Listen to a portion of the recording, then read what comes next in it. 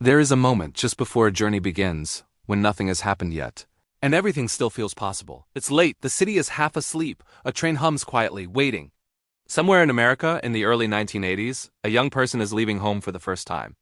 No guarantees, no map, just a feeling, that quiet, stubborn hope is where Don't Stop Believing begins. Not in a stadium, not on the radio, but in motion. This song doesn't rush you, it walks beside you. It understands small towns, lonely roads, long nights filled with doubt. And somehow, against all odds, it became one of the most played, sung, and lived songs in human history. Not because it promised success, but because it promised something more powerful. Hope is still allowed. By 1980, Journey was already successful, but not complete. The band had talent, they had skill, they had radio play. What they didn't yet have was a voice that sounded like belief itself. That changed with Steve Perry. Perry didn't sing like a rock star. He sang like someone who needed the song. Raised in California, influenced by soul, R&B, and classic pop, Perry brought vulnerability into a band known for precision. At the same time, keyboardist Jonathan Cain was carrying his own story. Cain grew up in Chicago, a working-class neighborhood, a strict household, a father who wanted certainty, not dreams. Music, to Cain, wasn't rebellion, it was escape.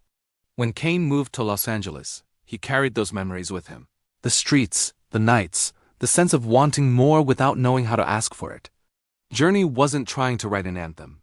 They were trying to write something honest, something that sounded like The Road.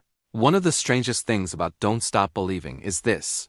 There is no chorus, at least not in the traditional sense. Instead, the song unfolds like a train ride. Each one introducing a character, a small-town girl, a city boy, strangers waiting. These aren't heroes.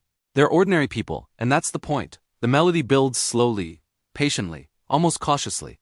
Jonathan Cain's keyboard doesn't explode, it glows. Steve Perry's voice doesn't shout. It reaches then, near the end, when most songs would already be finished, the emotional door finally opens. Don't Stop Believing not as a demand, but as a reminder. Musically, this was risky. Radio favored repetition, hooks up front. Journey chose restraint. They trusted the listener, and listeners trusted them back. The genius of Don't Stop Believing lies in what it doesn't explain. We never learn where the train goes. We never learn if the girl succeeds. We never learn if the boy makes it. The song ends mid-motion. Because belief isn't a destination, it's a decision. The line "it goes on and on and on and on" isn't filler. It's philosophy. Life doesn't resolve neatly, dreams don't conclude in 3 minutes, and yet people keep moving. The lyrics avoid irony, avoid cynicism. In an era drifting toward excess and spectacle, Journey offered sincerity. And sincerity lasts. When Don't Stop Believing was released in 1981, it was successful, but not dominant. It didn't immediately top charts, it didn't redefine the decade overnight. It stayed played late at night, on long drives, in bedrooms, in headphones. It became personal before it became universal. Radio didn't make it immortal. People did. Something remarkable happened decades later. A song from 1981 found new life in the 2000s. In films, in television, in karaoke bars, in stadiums. Most famously, The Sopranos finale, a quiet diner, a song on the jukebox, an unresolved ending. Suddenly, Don't Stop Believing wasn't nostalgia. It was timeless. Then came Glee, then viral videos, then generations singing words written before they were born. The song didn't belong to Journey anymore, it belonged to everyone who had ever hoped quietly. This song survives because it doesn't pretend life is easy, it doesn't promise a victory, it simply says, hold on.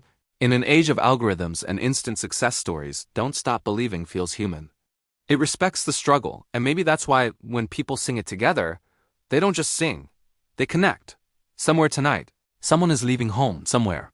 Someone is starting over, somewhere someone is unsure, but moving anyway, and this song is still playing, not loudly, but steadily, like a train on the tracks.